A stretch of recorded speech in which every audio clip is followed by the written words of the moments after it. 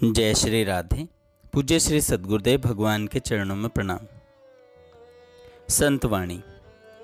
श्री श्यामा श्याम के श्री चरणों का सतत चिंतन करना ही साधक का लक्ष्य होना चाहिए, हमारी साधना का स्वरूप होना चाहिए।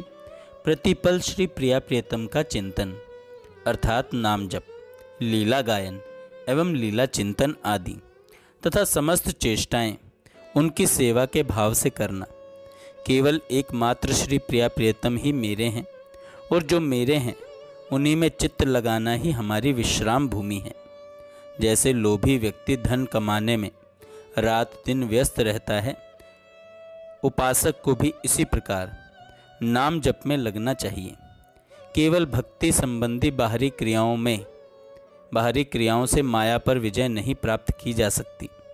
अगर आप अंदर से विचार नहीं कर रहे, चिंतन नहीं कर रहे, अंदर आप विवेकशील नहीं हैं, तो आपका विश्राम स्थल विषय भोग ही होंगे। और जिसका विश्राम स्थल देह भाव और विषय है, तो वह कितनी देर माया के सामने टिकेगा। एक दिन उसे भ्रष्ट होना पड़ेगा। यदि सतत भगवत चिंतन चलता रहे तो मन शीघ्र निर्विषय हो जाएगा, किंतु यदि शरीर संसार का चिंतन बना हुआ है तो आप उत्कृष्ट साधना एवं इष्ट गुरु आदि की सौगंध खाने पर भी विषयों का त्याग नहीं कर पाएंगे। बार बार आपको गिरना पड़ेगा, क्योंकि विषय चिंतन बना हुआ है और वह बलात् गंदी चेष्टाएं शास्त्र विरुद्ध आचरण करवाता ही रहेगा। बाह्य साधनों का फल है आंतरिक सुमिरन चलना। अतः साधक को आंतरिक चिंतन को संभालना चाहिए। जब निरंतर भगवत चिंतन से उपासक की संपूर्ण चित्तवृत्ति तदाकार हो जाती है, अर्थात मन बुद्धि चित्त और अहम ये सब इष्ट के नाम रूप लीला धाम आदि के चिंतन में ऐसे तन्मय हो जाते हैं कि उपासक को शरीर संसार की सुध बुध विस्मृत हो जाती है। तब उसे इष्ट का साक्षात्कार करने की योग्यता प्राप्त होती है।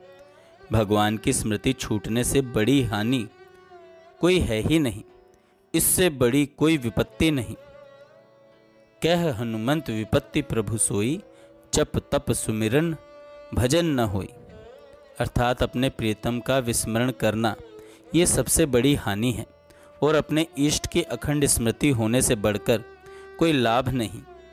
जिसके हृदय में भगवान की खंड भगवत स्मृति चलती है तो मद भक्ति युक्तो भुवनम पुनाति, वह स्वयं पवित्र होता है और समस्त लोगों को भी पवित्र कर देता है। इसलिए सदैव भगवत स्मृति परायण रहना चाहिए। जो मधुर मधुर श्री आराध्य देव का स्मरण करता रहता है, चाहे वह नाम स्मरण करे, मंत्र स्मरण करे, रूप स्मरण करे, लीला स्मरण करे या फिर धाम का स्मरण करे, तो प्रेमामृत रस उसके हृदय में बहने लगता है।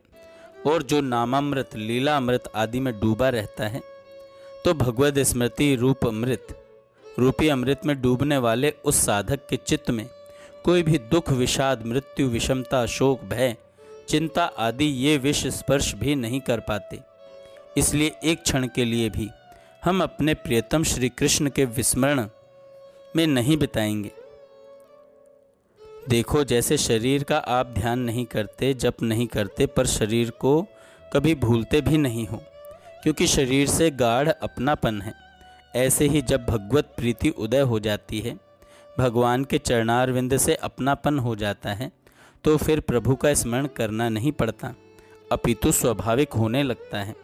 और जब किसी प्रकार चेष्टा न करने पर भी सतत भगवत स्मरण चले, तब समझना कि अब भक्ति का रंग आ गया है, क्योंकि प्रभु का सहज स्वाभाविक सतत स्मरण होना ही भक्ति है। जय श्री राधे।